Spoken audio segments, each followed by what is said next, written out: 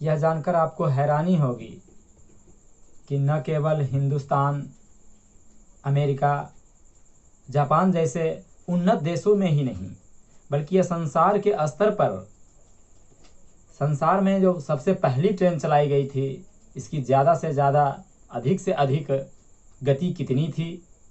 इसकी ज़्यादा से ज़्यादा, अधिक से अधिक गति 8 किलोमीटर प्रति घंटा थी।